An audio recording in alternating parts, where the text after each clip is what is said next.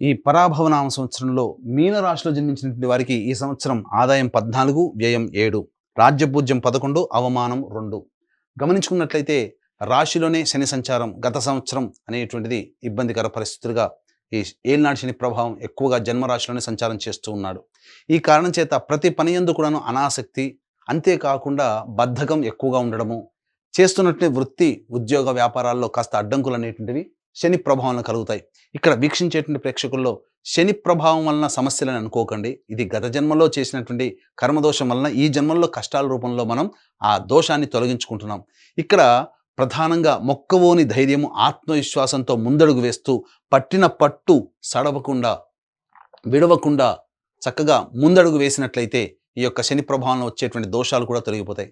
కాకపోతే ప్రధానంగా ఈ యొక్క సంబంధించినటువంటి రాహు కూడా వ్యయస్థానంలో సంచారం చేస్తున్న డిసెంబర్ 5 వరకు.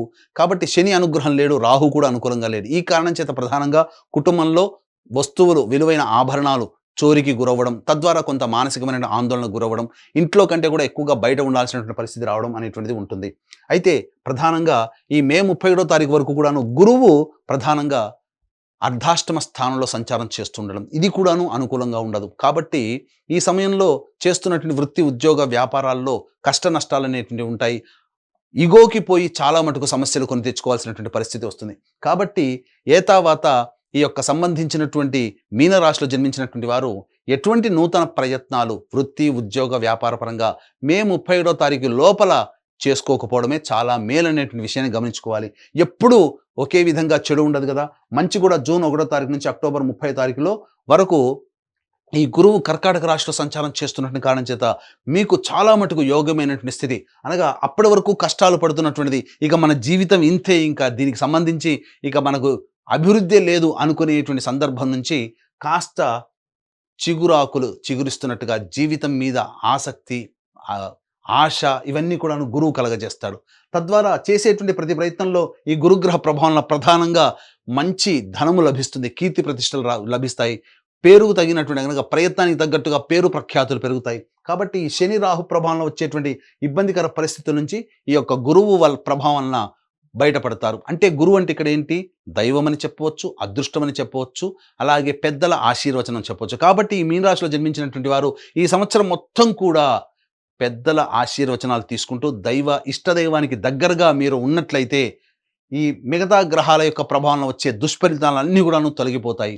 అంతేకాకుండా అక్టోబర్ 31 నుంచి జనవరి 24 వరకు సింహరాశిలో సంచారం చేస్తున్నటువంటి కారణం చేత మళ్ళీ మొదటికే వచ్చినట్టుగా మే 31వ తారీఖు వరకు కంటే కూడా ఇక్కడ ప్రధానంగా కొన్ని ఇబ్బందికర పరిస్థితులు, అంటే రాహు కేతుల మార్పు జరగనంత వరకు కూడా, అనగా అక్టోబర్ 31వ తారీఖు నుంచి డిసెంబర్ 5 వరకు రాహుకేతుల మార్పు ఉండదు. కాబట్టి ఈ సమయంలో సమస్త గ్రహాలు మీకు అనుకూలంగా లేని కారణం చేత కష్ట నష్టాలు, రుణ బాధలు ఎక్కువగా అవడము, ఈ సమయంలో మీరు ఎవరికైతే డబ్బులు అప్పగిస్తారో అవి మళ్ళీ తిరిగి మీకు రావు, చేస్తున్నటువంటి వృత్తి ఉద్యోగ వ్యాపారాల్లో కాస్త అనిశ్చితి, అలాగే ఎందుకు మనం చేస్తున్నాము దీని నుంచి బయటపడితే చాలు అన్నంతగా మీకు ఒత్తిడులు ఎక్కువగా ఉంటాయి, స్ట్రెస్ ఎక్కువగా ఉంటుంది. కాబట్టి దైవానుగ్రహంతో మీరు ఆ స్ట్రెస్ నుంచి మీరు బయటపడవచ్చు.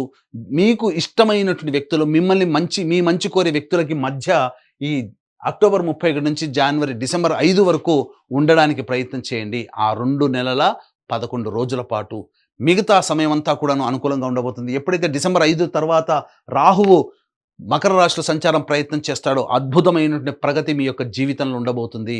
తద్వారా మీరు ఆ ధైర్యంతోనే ముందడుగు వేస్తారు. గురువు కూడా అనుకూలంగా ఉండడం అనేటువంటిది భవిష్యత్తులో జరుగుతుంది.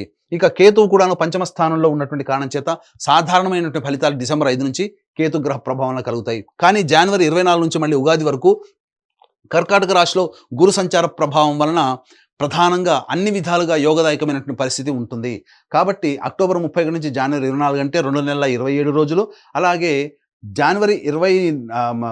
జూన్ 1వ తారీఖు నుంచి అక్టోబర్ 30 వరకు అంటే 5 నెలలు, మళ్ళీ జనవరి 24 నుంచి ఉగాది వరకు అనంటే దాదాపుగా 2 నెలల పాటు ఉండేటువంటి సమయం ఏదైతే ఉంటుందో, అనగా మొత్తం 7 నెలలు, అనగా ఒక గురువు మాత్రం మిమ్మల్ని అన్నిటిని కూడా ఈ యొక్క మీనరాశిని చాలా జాగ్రత్తగా కాపాడుకుని వస్తాడు. కాబట్టి 7 నెలల పాటు గురు అనుగ్రహం ఉంది అని అంటే 7 నెలలు మీకు దైవం అనుకూలంగా ఉండబోతుంది, పెద్దలు మీకు సహాయ సహకారాలు అందిస్తారు. కాబట్టి ఈ 2 వర్గాల వారిని మాత్రం ఎప్పుడు కూడా విస్మరించకండి.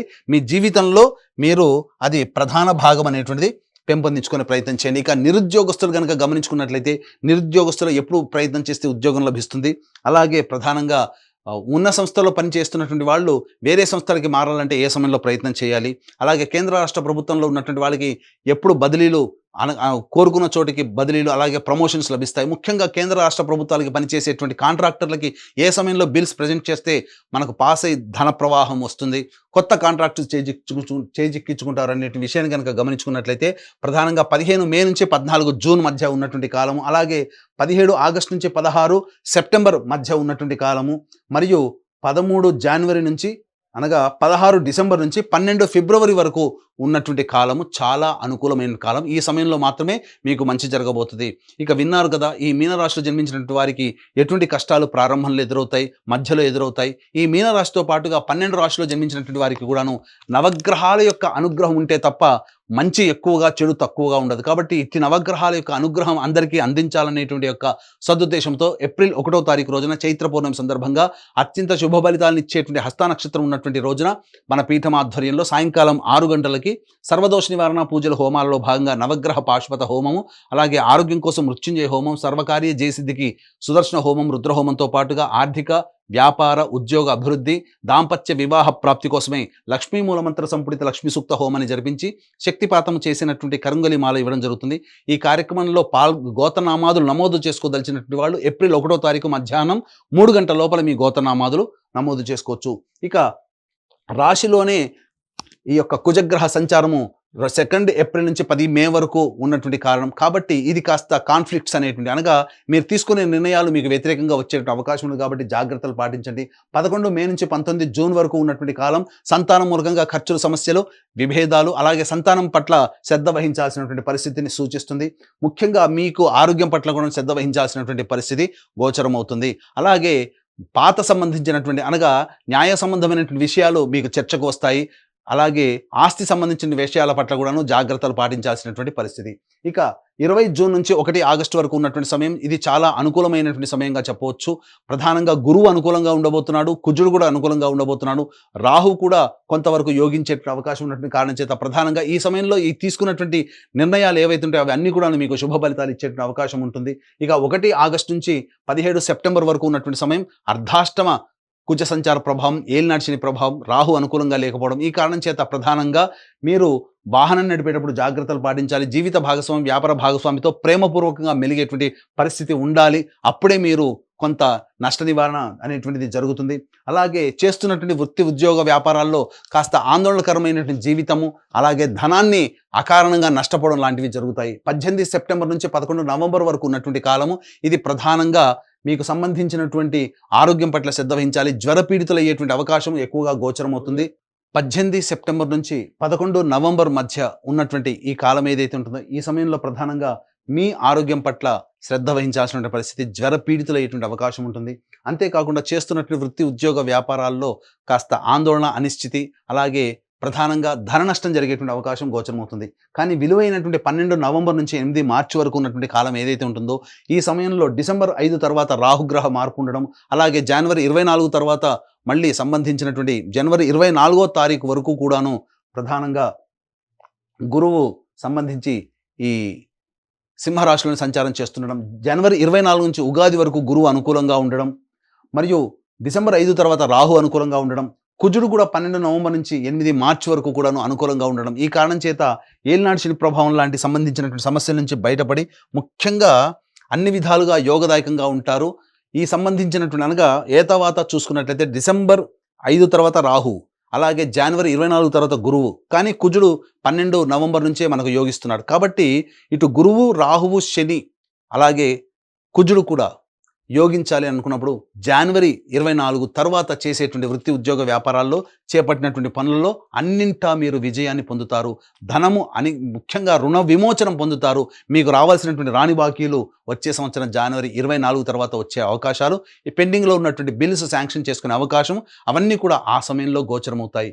ముఖ్యంగా ఈ యొక్క రాశిలో జన్మించినటువంటి విద్యార్థులకి ప్రధానంగా జ్ఞాపక శక్తి తక్కువగా ఉండడం వలన సాధారణమైనటువంటి మార్కులతో పాస్ అవుతారు. కాబట్టి మీనరాశిలో జన్మించినటువంటి విద్యార్థుల తల్లిదండ్రులు ఎవరైతే ఉన్నారో ఈ సంబంధించినటువంటి దైవ అనుగ్రహాన్ని కేర్ తీసుకుని ముందడుగు వేసినట్లయితే మీరు ఆశించిన మేర మీ పిల్లలు ఉంటారని చెప్పవచ్చు. ఇక ప్రధానంగా గమనించుకున్నట్లయితే జూన్ 1వ తారీఖు నుంచి అక్టోబర్ 30 వరకు కర్కాటక రాశిలో జన్మించినటువంటి వారికి జూన్ 1వ తారీఖు నుంచి 30 వరకు కర్కాటక రాశిలో గురువు సంచారం చేస్తున్నటువంటి ఈ కారణం చేత మీనరాశిలో జన్మించినటువంటి వారికి ప్రధానంగా విదేశీ యానము, విదేశీ విద్య ఇవన్నీ కూడాను సంప్రాప్తమవుతాయి. తద్వారా కోరుకున్న యూనివర్సిటీలో మీకు ప్రవేశం లభిస్తుంది. ఇక అక్టోబర్ 31 నుంచి జనవరి 24వ తారీఖు వరకు ఉన్నటువంటి సమయము, అలాగే మే 31వ తారీఖు వరకు ఉన్నటువంటి సమయం ఏదైతే ఉంటుందో ప్రధానంగా ఈ సమయం అనుకూలంగా లేని కారణం చేత కాస్త కష్ట నష్టాలు ఎదుర్కొనే అవకాశం ఉంటుంది. జూన్ 1 నుంచి అక్టోబర్ 30 వరకు వీసా శాంక్షన్ అవ్వడం కానీ, ఉన్న ప్రాజెక్ట్ మళ్ళీ రెన్యువల్స్ జరగడం కానీ, కొత్త ఉద్యోగంలో లభించడం కానీ విదేశాల్లో ఉన్నటువంటి వాళ్ళకి జరుగుతాయని చెప్పొచ్చు. ఇక ప్రధానంగా గమనించుకున్నట్లయితే ఈ యొక్క రాశిలో జన్మించినటువంటి రాజకీయ రంగ ప్రముఖులకి ప్రధానంగా డిసెంబర్ 5 తర్వాతనే అత్యంత ప్రజాదరణ కలిగినటువంటి పరిస్థితులు గోచరమవుతున్నాయి. కాబట్టి ఏదైనా ఎన్నికలు మీరు పోటీ చేయాలన్న డిసెంబర్ 5 తర్వాత వచ్చేటువంటి ఎన్నికల్లో మీరు పోటీ చేస్తే తప్పకుండా విజయాన్ని పొందుతారు. ఏదైనా కానీ నామినేటెడ్ పోస్ట్ కావాలనుకున్నట్టయితే ప్రధానంగా వచ్చే సంవత్సరం సంక్రాంతి తర్వాత పార్టీ పెద్దలతో సమావేశమై నిర్ణయం తీసుకుంటే మీకు విజయం మీ మాట విని మీకు మంచి పదవిని కట్టబెడతారని చెప్పొచ్చు. ఈ యొక్క రాశిలో జన్మించినటువంటి ప్రధానంగా ఈ సంబంధించినటువంటి ఈ విద్యార్థులకి సంబంధించి కళారంగంలో ఉన్నటువంటి వాళ్ళు, అలాగే 24 ఫ్రేమ్స్ మరియు ఎలక్ట్రానిక్ అండ్ ప్రింటింగ్ మీడియా, అలాగే ఈ సోషల్ మీడియా రంగంలో ఉన్నటువంటి వాళ్ళకి సాధారణమైనటువంటి ఫలితాల కంటే ఎక్కువగా శుభ ఫలితాలు పొందుతారు. నూతన నటీనటులకు మాత్రం అవకాశాలు తక్కువగా గోచరమయ్యేటువంటి అవకాశం ఉంటుంది. అన్నిటికంటే ముఖ్యంగా ప్రధానంగా ఈ మే 31వ తారీఖు వరకు ప్రధానంగా మీ ఆస్తిపాస్తులను కోల్పోయేటువంటి అవకాశం ఉంది. కాబట్టి జాగ్రత్తలు పాటించండి. ధనపరమైన విషయాల్లో మంచి నిర్ణయం తీసుకునేటువంటి ప్రయత్నం చేయండి. అలాగే మంచి అవకాశాలు కూడా అన్నీ నోటిదాకా వచ్చి వెనక్కి వెళ్ళిపోతాయని చెప్పవచ్చు. ఇక ముఖ్యంగా గమనించుకున్నట్లయితే ఈ యొక్క సంబంధించినటువంటి ప్రధానంగా ఈ యొక్క మీనరాశిలో జన్మించినటువంటి రైతులకి మొదటి పంట కంటే రెండో పంట చాలా అభివృద్ధిగా ఉంటుంది. అన్ని విధాలుగా దిగుబడి ఎక్కువగా ఉండడం, రాబడి ఎక్కువగా ఉంటుంది. కౌలుదారులు రుణ విముక్తులు అవుతారు. ఈ యొక్క సంబంధించినటువంటి రైతులకి ఇంట్లో శుభకార్యాలు జరిగేటువంటి అవకాశము గోచరమవుతుంది. ఇక ప్రధానంగా డిసెంబర్ 5 తర్వాత ఈ రాశిలో జన్మించినటువంటి క్రీడాకారులకి ప్రోత్సాహకాలు లభించి అన్ని విధాలుగా మీరు అనుకున్నటువంటి విధంగా మీరు మంచి స్థాయిలోకి ఉంటారు.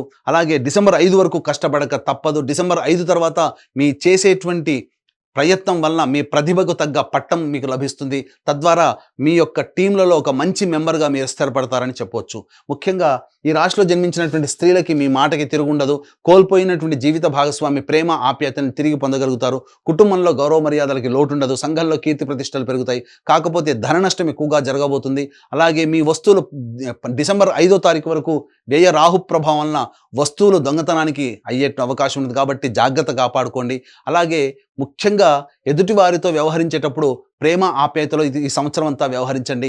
ఎవరిని కూడాను తక్కువగా అంచనా వేయకండి. ఈ రాశిలో జన్మించినటువంటి స్త్రీలు ప్రధానంగా ఎవరిని తక్కువ అంచనా ఇస్తారో వాళ్ళే మళ్ళీ మీకు తిరిగి ఇబ్బంది పెట్టేటువంటి అవకాశం ఉంటుంది. మీ యొక్క అభివృద్ధిని, మీ యొక్క మంచితనాన్ని చూసి ఓర్వలేనటువంటి వాళ్ళు మీకు వెనక గోతులు తవ్వే అవకాశాలు ఎక్కువగా ఉంటాయి. కాబట్టి వాళ్ళ పట్ల ఒకంత శ్రద్ధ వహించండి. ఏతావాత ఈ యొక్క రాశిలో జన్మించినటువంటి వారికి అన్ని విధాలుగా బాగుంటుంది. స్థిర చిరాస్తులు అనేటువంటివి సొంతం చేసుకుంటారు. ముఖ్యంగా ఈ రాశిలో జన్మించినటువంటి వారికి ప్రధానంగా జనవరి 24 తర్వాత మీకు సొంత ఇంటి కల నెరవేరేటువంటి అవకాశము గోచరమవుతుంది. ఈ రాశిలో జన్మించినటువంటి వాళ్ళకి ప్రధానంగా జూన్ 1వ తారీఖు నుంచి అక్టోబర్ 30 మధ్య కాలంలో వివాహం కావాల్సినటువంటి స్త్రీ పురుషులకి వివాహం నిశ్చయమయ్యేటువంటి అవకాశము ఎక్కువగా గోచరమవుతుందని చెప్పొచ్చు. ఏతావాత చెప్పొచ్చేది ఏమిటంటే ఈ యొక్క మీనరాశిలో జన్మించినటువంటి వారికి కొంతకాలం అనుకూలం, కొంతకాలము ప్రతికూలం. కాబట్టి మీనరాశితో పాటు 12 రాశిలో జన్మించినటువంటి వారికి నవగ్రహాల యొక్క అనుగ్రహం సంపూర్ణంగా ఉంటేనే మంచి ఎక్కువగా, చెడు తక్కువగా ఉంటుంది. కాబట్టి దీన్ని దృష్టిలో పెట్టుకుని ఏప్రిల్ 1వ తారీఖు రోజున మన పీఠం ఆధ్వర్యంలో జరిగేటువంటి సర్వదోష నివారణ పూజలు, హోమాలలో గోత్రనామాదులు నమోదు చేసుకొని ఈ యొక్క కరుంగలి మాలను సొంతం చేసుకోవడం ద్వారా అన్ని విధాలుగా మీ యొక్క జీవితంలో నవగ్రహాలు అనుగ్రహించి మీ కళలను సాకారం చేసి మీరు ఊహించిన విధంగా మీ జీవితంలో స్థిరపడాలని కోరుకుంటూ సర్వం శ్రీ ఉమామహేశ్వర పరబ్రహ్మార్పణమస్తు.